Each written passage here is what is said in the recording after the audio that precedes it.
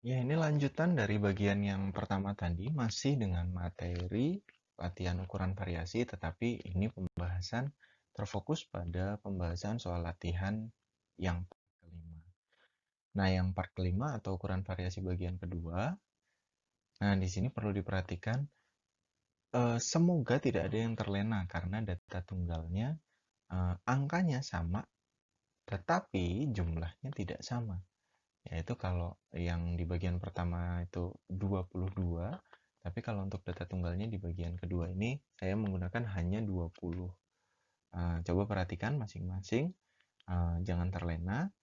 Dan di bagian yang kedua ini yang kita cari adalah variasi, simpangan baku, koefisien varian, dan angka baku. Nah, yang menarik dari bagian kedua ini, karena soalnya sama dan jawabannya dari mulai bagian variasi sampai koefisien varian itu pasti akan saling berkaitan. Mungkin kalau kalian perhatikan dari rumus-rumusnya, Pak, kok mirip-mirip sih, Pak? Sebenarnya kalian tidak perlu melakukan perhitungan ulang karena bisa menggunakan jawaban dari jawaban sebelumnya. Tetapi memang jadi beresiko karena apa? Kalau satu jawaban salah di awal pada saat kalian menentukan variasi, tentunya nanti akan salah semua ke belakang. Ya, kita masuk aja nih bahas di yang bagian pertama variasi. Variasi atau S kuadrat yang untuk data tunggal, tentunya kita perlu tetap melakukan beberapa step by step. Yang pertama, selalu lakukan pengurutan data atau data array. Lalu kita harus tentukan jumlah n dan menemukan nilai x barnya atau rata-rata dari nilai x. Ketika jumlah n sudah ketemu, x bar sudah ketemu, kita tinggal masukin di rumusnya. Nah, di sini mungkin yang bedanya kalau yang di rumus sebelumnya adalah x min x barnya menggunakan dua buah garis lurus, yaitu nilai mutlak. Kalau di sini x dan x barnya dia tidak menggunakan garis lurus tetapi hanya dalam kurung. Artinya ketika di dalam kurung kita harus cari dulu nih jumlah x dan x barnya di pangkat 2 atau di kuadrat baru bisa dijumlahkan. Nah, sebenarnya sekali lagi untuk memudahkan ketika kita melakukan perhitungan, sebaiknya walaupun data tunggal tetapi tetap sebaiknya kita bisa buat di dalam bentuk kolom. Saya tidak tahu apakah mungkin kalian sudah melakukan atau belum. Kalau sudah melakukan berarti sangat baik. Kalau belum, mungkin kalian akan menemukan bahwa Pak perhitungannya kok panjang banget. Ya, jadi kalau misalnya ini dilakukan sebaiknya ketika kita mendapatkan jumlah data yang cukup banyak. Nah, setelah tadi didapat ya, ketika nilai x min x barnya sudah didapat yaitu berapa nih? 474,550. Ya, kita tinggal masukin perhitungannya di sini. Nah, yang pertama 474,550 dibagi n min 1. Nah, di sini di rumus diperhatikan ya, bukan dibagi n, tetapi dibagi n min 1. Yaitu n-nya adalah 20, berarti n min 1 adalah 19. Sudah kita tinggal bagi. Gitu. Berarti S pangkat 2 adalah 24,97632 atau kita bulatkan menjadi 24,976. Nah, di sini adalah nilai variasi. Pak, berarti kalau S pangkat 2 kita sudah cukup berhenti? Ya, cukup berhenti di situ saja. Karena di rumusnya kita tidak perlu mencari S, tetapi hanya S pangkat. Nah, untuk data kelompoknya, beberapa step yang harus kita lakukan. Kita tetap harus melakukan dulu mencari nilai tengah dari interval kelas, yaitu XI. Terus kemudian ini bekal kita untuk bisa menemukan apa ketika sudah dapat nilai tengah. X bar sama seperti di latihan yang sebelumnya. Baru selanjutnya kita bisa masukkan hasil dari pencarian kita ke dalam rumus. Nah, di sini kalau misalnya kalian lihat nilai XI-nya, ini kan berarti beragam tergantung dari kelasnya masing-masing. Nah, sementara jangan keliru bahwa nilai X bar yang digunakan di perkalian, nilainya adalah tetap. Nah, nah di sini perlu saya ingatkan sekali lagi, di sini bukan pakai nilai absolut ya, bukan pakai nilai mutlak, tapi ini hanya dalam tanda kurung. Artinya, ketika Pak berarti X min X barnya di pangkat 2. Iya, benar. Ya udah tinggal di pangkat 2 aja. Gitu. Dan lagi pula di sini kalau misalnya pun kalian coba pakai kalkulator, minus 20,22 pangkat 2, ya hasilnya tetap juga akan positif. Nah, jadi di sini tetap sebaiknya dilakukan step by step. Ketika rumus mengatakan bahwa S kuadrat sama dengan sigma Fi min X, sigma Fi X min X bar kuadrat, ya kita pecah satu-satu aja, gitu, biar langkah paling mudah. Sehingga ketika kita udah dapat sigma Fi dikali X min X bar kuadrat, ya udah nanti tinggal masukin ke dalam rumus. Nih, 1300, maaf, bukan 1300, 13.367,16 dibagi 100 min 1. Dan dapatnya adalah 135,022.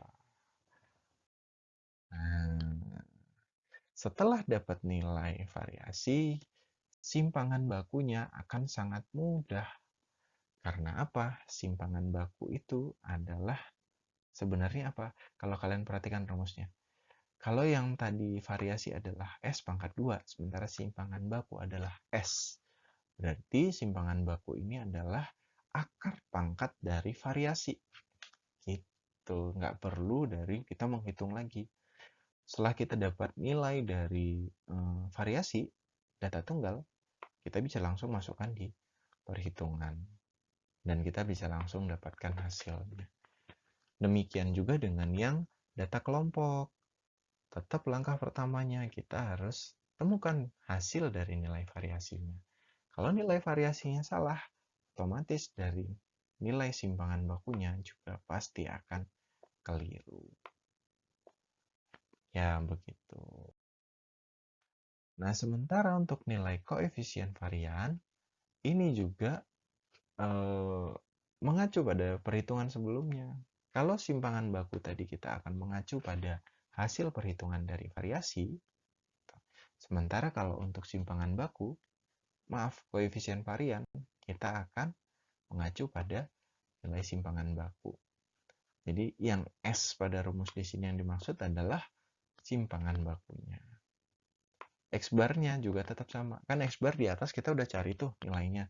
Jadi kita nggak perlu lakukan perhitungan ulang. Kita tinggal masukin di rumus. Nah, si simpangan baku dari data tunggal tadi berapa nih? 4,998 dibagi dari X barnya berapa? 10,850 dikali 100%. Artinya koefisien varian dari perhitungan data tunggalnya adalah 46,06%. Sementara untuk di data kelompoknya, dengan prinsip perhitungan yang sama, rumusnya juga sama. Kita tinggal masukkan hasil dari nilai simpangan baku data kelompok ada 11,619 dibagi X bar atau rata-rata nilai X adalah 37,72. Setelah itu kita akan temukan bahwa nilai koefisien varian yang kita dapat adalah 30,80%. Nah, satu hal yang harus digarisbawahi adalah ketika kita berbicara koefisien varian, makanya di sini nilai hasil akhirnya harus berupa prosentase. Kalau misalnya kalian berhenti pada perhitungan, Pak, kalau misalnya saya 0,460645 di data tunggal, ya nggak salah, tetapi tidak sempurna. Jadi kalau kita menyajikan koefisien varian itu harus diingat, harus dalam prosentase. Nah, untuk angka baku, dia kalau dikatakan, "Pak, ada kaitannya nggak?" Ada, cuman tidak mutlak sih. Sebenarnya hasil perhitungannya juga tetap kita bisa pakai yang sama. Nah, tapi kalau di sini saya buatkan tabel yang baru gitu. Jadi sebenarnya kalau kalian perhatikan dari awal, dari mulai berbicara variasi simpangan baku, terus kemudian kita berbicara nilai X min X bar, itu bisa kita pakai datanya. Selama yang harus digarisbawahi adalah nilai X-nya sama.